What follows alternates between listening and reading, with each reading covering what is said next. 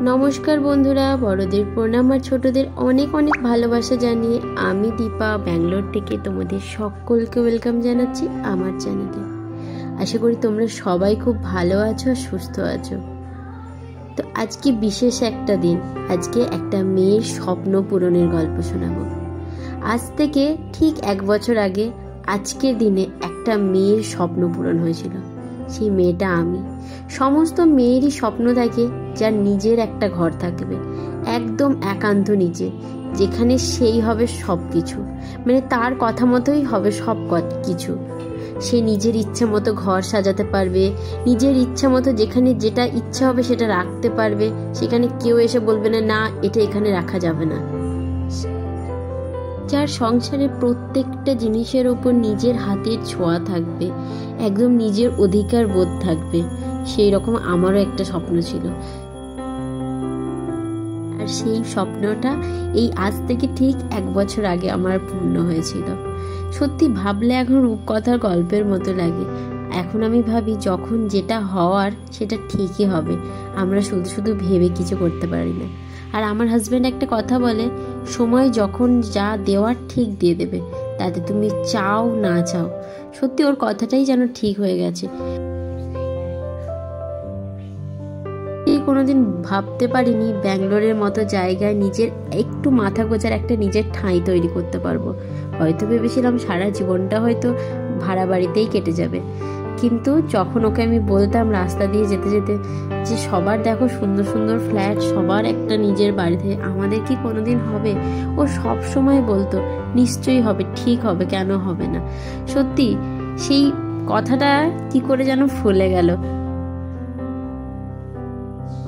আমরা দুজনে ভীষণ চেষ্টা করেছি নিজেদের কিছু করতে, তো সেই জন্য হাতে হাত রেখে কাঁধে কাঁধ দিয়ে সুন্দর করে সংসারটা করে গেছি।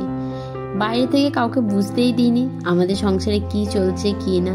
তো যাই হোক, খুব ভালো লাগছে নিজেদের একটা মাথা গোজার ঠাঁই তৈরি করতে পেরে।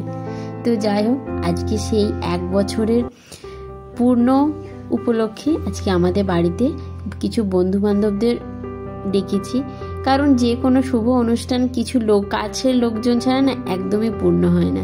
তো এখানে কাছের বলতে তো এই বন্ধু বান্ধবরা, বাড়ি থেকে তো আর কেউ আসতে পারবে না। তো সেই উপলক্ষে ঘরটাকেও সুন্দর করে সাজিয়েছি।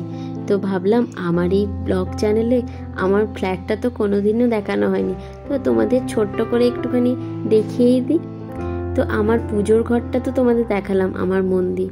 সত্যি এই মন্দিরটার সামনে বসলে না সারা দিনের ক্লান্তি দুঃখ যা থাকে সব কিছু যেন এক নিমেষেই ভুলে যেতে পারি।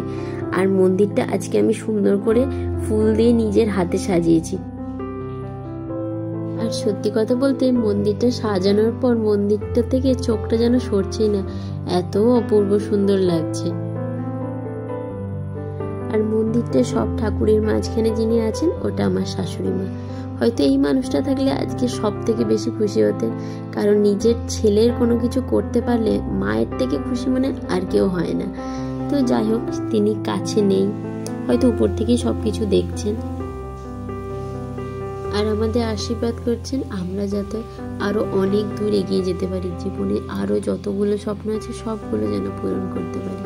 কারণ বড়দের আশীর্বাদ, ঠাকুরের আশীর্বাদ ছাড়া সত্যি কথা বলতে এই বড় কাজগুলো করা সম্ভব হয় না।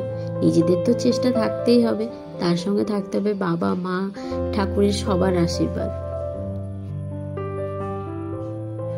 আর আমার সবসময় পছন্দ ছিল যে একটা ছোট্ট ফ্ল্যাট হবে, যেটা হবে একদম আমার নিজের। আর সেখানে খুব হয়তো দামি দামি শৌখিন জিনিসের ছোঁয়া থাকবে না, কিন্তু যেটুকু থাকবে সেটুকু পরিপাটি গোছানো। তো আমার ফ্ল্যাটটাও এখনো অবধি সেইটুকু, মানে যতটুকু কাজ না করলে নয় ঠিক ততটুকুই এখনো ফ্ল্যাটে করা হয়েছে। কোনো দামি শৌখিন জিনিস এখনো রাখা হয়নি বা সমস্ত ফার্নিচারও রাখা হয়নি। তো অল্প কিছু ফার্নিচার নিয়েই আমরা ফ্ল্যাটে শিফট হয়ে গেছি।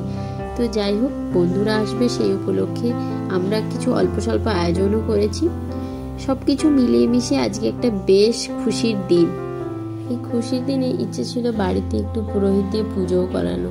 তো যাই হোক, সেই কিছু কারণবশত সেটা আর হয়নি। তো নিজেই একটু ঘরে সুন্দর করে পুজো করে ঘরটা সুন্দর করে সাজিয়ে রেখেছি, যাতে নিজের একটা বেশ সুন্দর ফিল হয়। আর এদিকে মেয়ে দেখো ভীষণ খুশি, সবাই আসবে এই শুনে সে নিজেই সাজগোজ করে ব্যাগ নিয়ে একটা রেডি হয়ে গেছে আর ক্যামেরার সামনে নাচতে শুরু করেছে। তো যাই হোক, আমার বাড়িটা তো তোমাদের সুন্দর করে ঘুরিয়ে দেখালাম। তো চলো এখন এবার একটু রেডি হয়ে নিতে হবে, কারণ সমস্ত বন্ধুদের তো সন্ধ্যেবেলাতেই আসতে বলেছি, সবাই মোটামুটি সন্ধ্যে হলেই এসে যাবে। তো আজকে ইচ্ছা আছে একটুখানি শাড়ি পরা, কারণ অনেক দিন হলো শাড়ি পরি না। তো শাড়িগুলোও তো সেই আলমারি বন্দি হয়ে বসে আছে, কবে তাদের একটু পরবো তারাও ভাবছে। তো যাই হোক, এই যে একটা সুন্দর নতুন শাড়ি পরে রেডি হয়ে গেছি। আর এই যে সবাই এসেও গেছে, সবাই কিন্তু ভীষণ মজা করেছে, কারণ বাচ্চারা সবাই তো একা একা থাকে, কেউ কারোর বাড়ি আসতে পারলে ভীষণ খুশি হয়। আর সত্যি আমাদের বড়দেরই একা একা থাকতে থাকতে বোর ফিল হয়, তাহলে ওরা তো বাচ্চা। তো যাই হোক, চলো সবাই এসে গেছে, তোমাদেরকে দেখিয়ে দিলাম। তো এবার গল্প সল্প করি আর ব্লগটাও এবার শেষ করি। তো পুরো ব্লগটা তোমাদের কেমন লাগলো অবশ্যই জানিও, যদি ভালো লাগে এটা লাইক করে দিও। সবাই ভালো থেকো, সুস্থ থেকো, দেখা হবে আবার একটা নতুন ভিডিওতে। তো আজকের মতো টাটা, শুভরাত্রি।